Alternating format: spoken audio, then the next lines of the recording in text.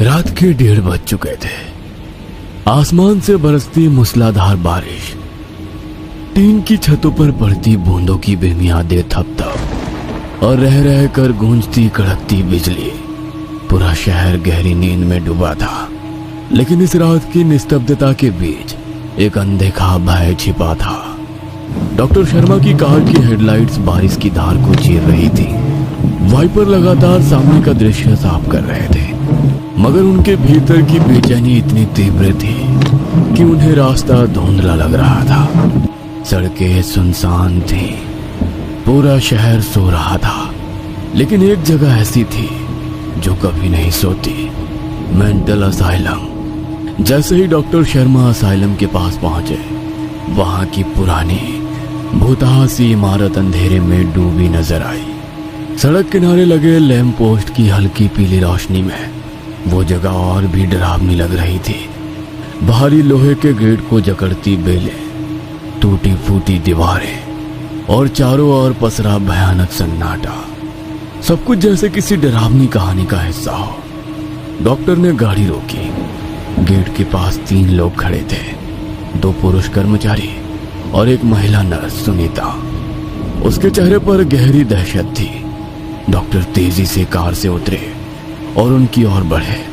महिला नर्स कांपती आवाज में बोली, डॉक्टर साहब, मोनालिसा, उसने शायद ट्रीटमेंट बर्दाश्त नहीं किया, उसकी सांसें बंद हो चुकी हैं। डॉक्टर ने गहरी सांस ली, अपनी भारी जैकेट झटकी और दोनों पुरुष कर्मचारियों को इशारा किया, हमें खुद देखना होगा। मेंटल असाइलम का लंबा सुनसान गलियारा अजीब सन्नाटे में डूबा था। दीवारों पर जगह जगह नमी के गहरे धब्बे थे और हवा में ब्लीच और पुरानी दवाइयों की तीखी गंध घुली हुई थी। हर कदम के साथ जूतों की चिर चिर की आवाज गूंज रही थी, मानो किसी अदृश्य चीज को जगा रही हो। जब वे कमरा नंबर 313 के पास पहुंचे तो दरवाजे के बाहर जलता बल्ब हल्के हल्के टिमटिमा रहा था। महिला नर्स सुनीता एकाएक रुक गई। उसकी आंखों में भय तैर रहा था। मैं अंदर नहीं जाऊंगी, उसने धीमे स्वर में कहा। डॉक्टर ने उसकी ओर तीखी नजर डाली और बिना कुछ कहे दरवाजे का हैंडल घुमा दिया। दरवाजे के खुलते ही अंदर से बर्फीली ठंडक का एक झोंका बाहर निकला। मोनालिसा की लाश ठंडी फर्श पर पड़ी थी। कमरे में अजीब सी नमी और सड़ांस भरी गंध थी। कहीं से पानी टपकने की धीमी आवाज भी आ रही थी। डॉक्टर धीरे से आगे बढ़े। मोनालिसा की निर्जीव देह के पास घुटनों के बल बैठ गए और उसकी नब्ज टटोलने लगे। कुछ पल के बाद उन्होंने गहरी सांस ली और उठते हुए कहा, मर चुकी है। डॉक्टर ने दोनों कर्मचारियों को इशारा किया और हल्के स्वर में कहा, इसका सिर दीवार पर दे मारो, लोगों को लगे कि इसने पागल खाने में अपना सिर दीवार पर पटक दिया है। कर्मचारी एक दूसरे को देखने लगे।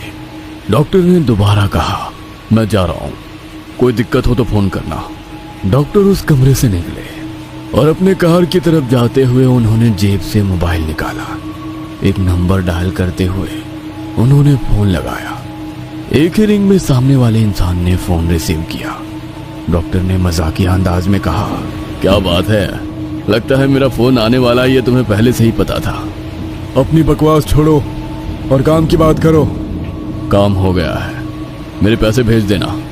और डॉक्टर की कार उस घनघोर बारिश में सड़क पर दौड़ने लगी। दोनों पुरुष कर्मचारियों ने एक दूसरे की ओर कुटिल मुस्कान से देखा और मोनालिसा पर नजर डाली। आज तो मजा आएगा। और बाहर खड़ी सुनीता से कहा, चलो तुम जाओ, हम बाकी का काम संभाल लेंगे। सुनीता भी रुकना नहीं चाहती थी। बगैर पीछे मुड़े वो अपने कमरे की तरफ चलने लगी।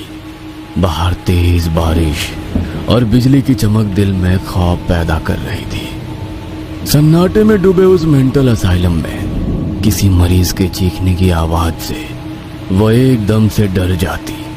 तेजी से कदम बढ़ाते हुए वो अपने कमरे में दाखिल हुई और दरवाजा बंद कर लिया। गहरी सांस ली। आज पहली बार उसे डर लग रहा था। वो अपने बेड पर बैठ गई और टेबल पर रखी पानी की बोतल उठाई। तभी पता चला कि कमरे की चाबियां तो वो अपने साथ ले आई है, 2 घूंट पानी पीकर वो दोबारा अपने बेड से उठी और दरवाजा खोलकर बाहर देखा। बाहर जानलेवा सन्नाटा फैला था, पर वो चाबियां लेकर वार्ड से चलते हुए मोनालिसा के कमरे की तरफ जाने लगी, जहां वे दोनों पुरुष कर्मचारी थे। कमरे के पास पहुंचकर जैसे उसने भीतर झांक कर देखा, वो सन्न रह गई। क्या कर रहे हो तुम लोग? एक कर्मचारी मोनालिसा के मृत शरीर के साथ गंदी हरकत कर रहा था। सुनीता कुछ कहने ही वाली थी कि तभी किसी चीज ने उसके सिर पर जोर से वार किया। वो वहीं बेहोश होकर गिर पड़ी। उसके पीछे दूसरा कर्मचारी खड़ा था। अरे इसे क्यों मारा? समझाकर चुप कर देना चाहिए था। तुम्हें लगता है ये समझाकर चुप हो जाती? पर होश में आते ही वो सारी बातें डॉक्टर को बता देगी। इसका भी सर दीवार पे दे मारते हैं। सुबह बता देंगे कि मोनालिसा ने पागल के दौर में सुनीता का सर फोड़ दिया और खुद भी अपना सर पटक पटक कर मर गई। हाँ, ये ठीक रहेगा। चलो इसे साइड में रख दो। एक कर्मचारी दूसरे से बोला। आज तो मजा आ जाएगा।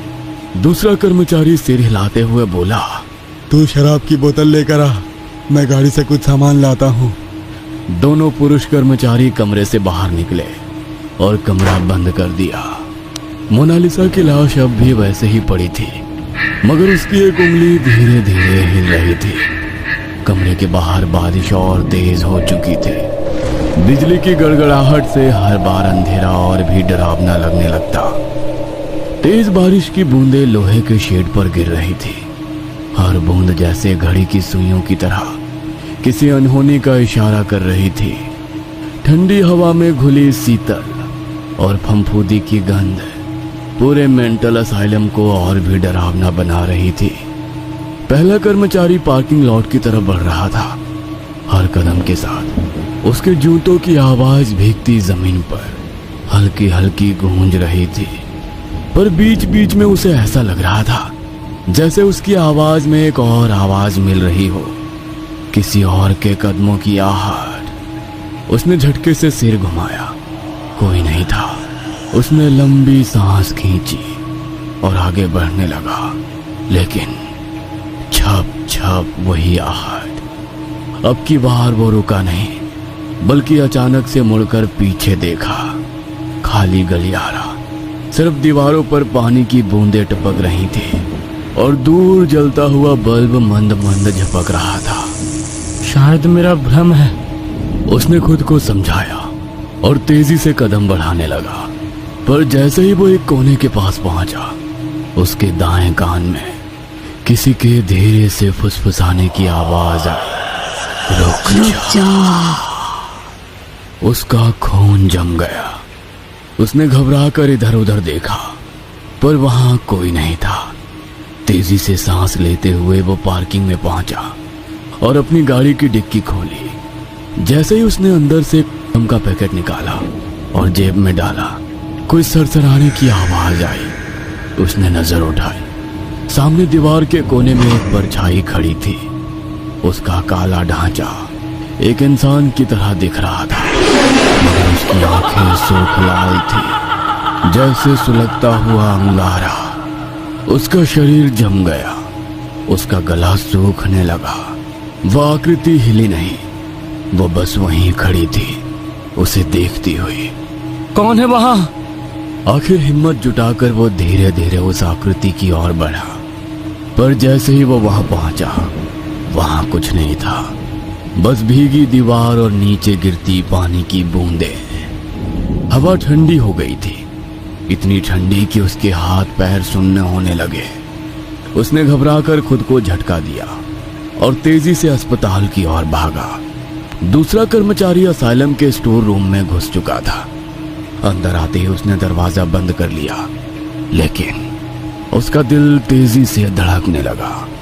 उसे साफ साफ एहसास हुआ कि कोई दरवाजे के बाहर खड़ा उसे ही देख रहा है।